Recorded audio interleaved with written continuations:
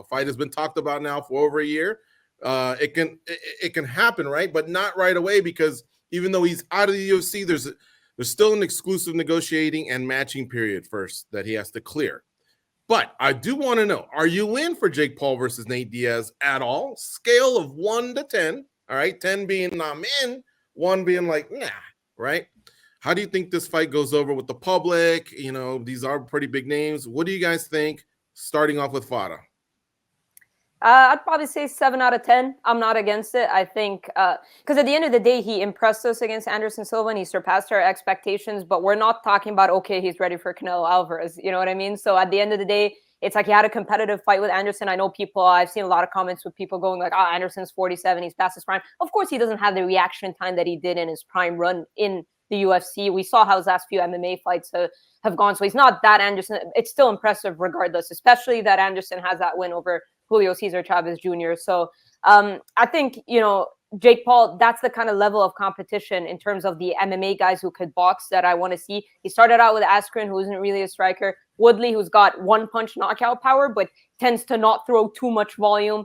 And then Anderson Silva, obviously a guy who's very skilled and has very good, like, evasive defensive techniques. He was able to knock him down. I think Diaz is just kind of like skill-wise a good test for him. He does have a great chin. He has great cardio. He'll bring the volume. And I think the storyline is there. And I know that's important for Jake as well to sell the fight. In terms of a guy like Tommy Fury, I could see that as a potential next opponent, but that fight fell through. And I don't think the excitement level, if it was even there at a super high level, I don't think it's there right now at a high level. I think with Diaz being there, kind of like the altercation, everything, just the promotion of the fight, I think if Diaz does end up leaving the UFC, I think that's the fight to make. So yeah, I mean, as we get closer, I'm sure they'll do a very good job of building the fight up. They're both good at that. But I just think, like, skill level and where Jake Paul is at right now, I think Diaz is a logical next step.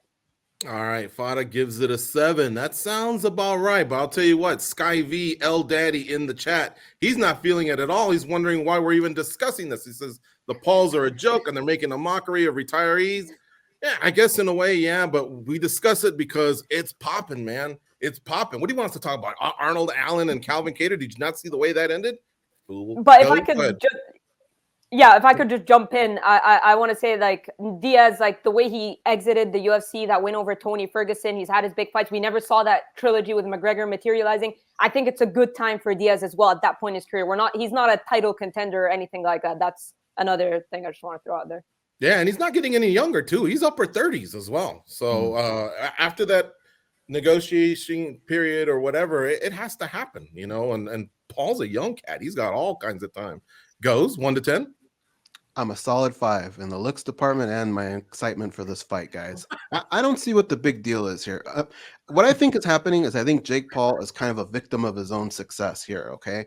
He's taking out former champions. For me, to fight Nate Diaz, that almost feels like a step down, really, when you think about it. Think about the people he took out. Like, Anderson Silva has been training pure boxing for about 2 years now, all right?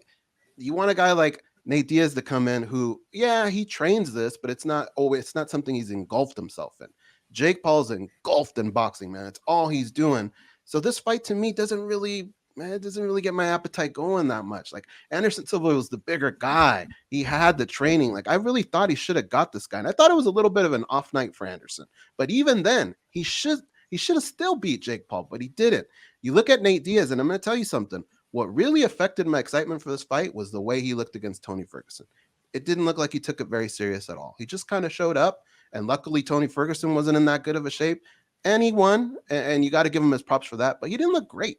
He didn't look like the old Nate Diaz. So really, now you're going to pull him over into boxing where people are notorious for just showing up and collecting a check. I don't want to see that. I want to see the old Nate Diaz. I want to see him fired up. I want to see him in the gym. I want to see him really, really look like he wants this fight, because that last performance it left me kind of wondering, like, does this kid still, is he just about making money, or does he really want to be one of the greatest in combat sports? And Jake Paul's no joke, man. Speed kills in boxing, and he's got that speed advantage, movement, footwork, all that. Trust me, you're not going to have your jiu-jitsu to fall back on here. You have to box. I think Jake Paul just kind of dances around, hits him here and there, and wins a decision. Danny Segura, how about you, man? 1 to 10. You were in the arena, and I know you heard about the fisticuffs in the back. Does this thing have some buzz? Yeah, 100%. I disagree completely with Ghost here.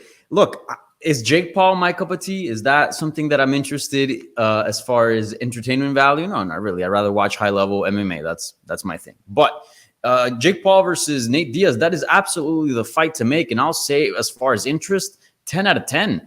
I mean, Nate Diaz, he's arguably the biggest star of the sport. I mean, it's probably him and Conor McGregor. Conor McGregor maybe slightly bigger, I would say, but certainly in that level.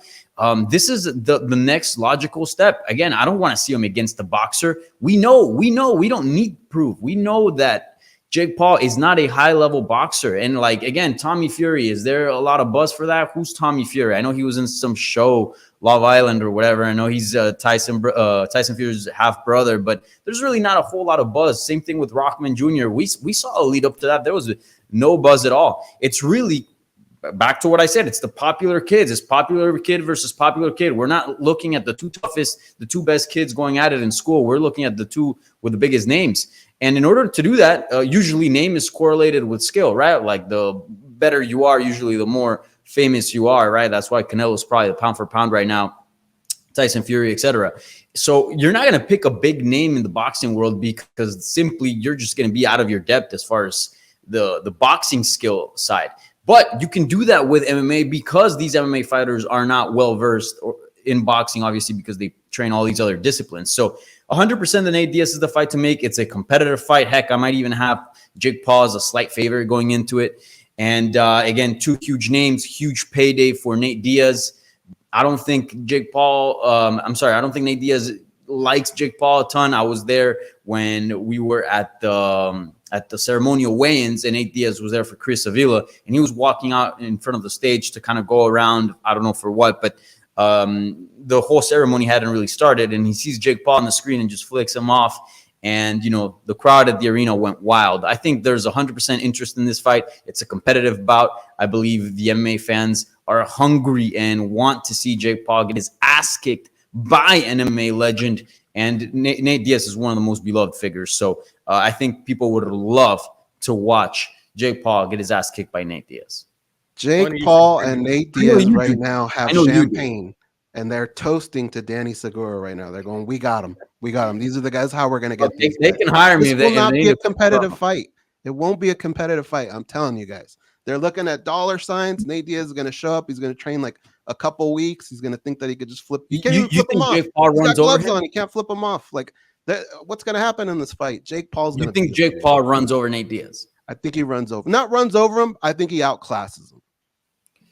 See, I think he might out-youth him in the sense that he is bigger. He does have more power, but in terms of skill, it'll be pretty even. But remember, Nate Diaz is also a tough dude. If it comes down to digging deep, there's fewer people. I mean, it's hard to find somebody on this planet that can dig deeper than Nate Diaz. And he might be up in age, but that guy can dig deep. And also, I don't think he wants to get his ass kicked by Jake Paul. I think there will be some sort of fire in him. You know, when he was preparing for Hamzat, it was like, dude, I didn't even train. You know, he said that in the lead up for this. I really do think he'll get up for it. So I don't know, man. We'll see. But I do think that fight's going to happen 100%. All right. Now, you brought up the odds. We have them. The opening odds are Jake Paul minus 260, Nate Diaz plus 200. So real quick, before I move on to topic 3, what's your early lean? Make it quick, guys. We'll start off with Fada. I get why he's the favorite because he's just coming off of that win over Anderson Silva, so I get why. I don't know, it's tough. I don't know. I'm really on the fence. I haven't even thought about it, but I'd say I'm gonna go with Diaz. Actually, just slightly leaning towards Diaz. All right, goes. Oh well, I think you made it clear. Paul and Danny probably Diaz. I'll go Paul as the favorite, but slightly. I don't agree with the odds, but that's probably just to get people to bet on Diaz, you know, as the underdog. But yeah, slight favorite, Jake Paul.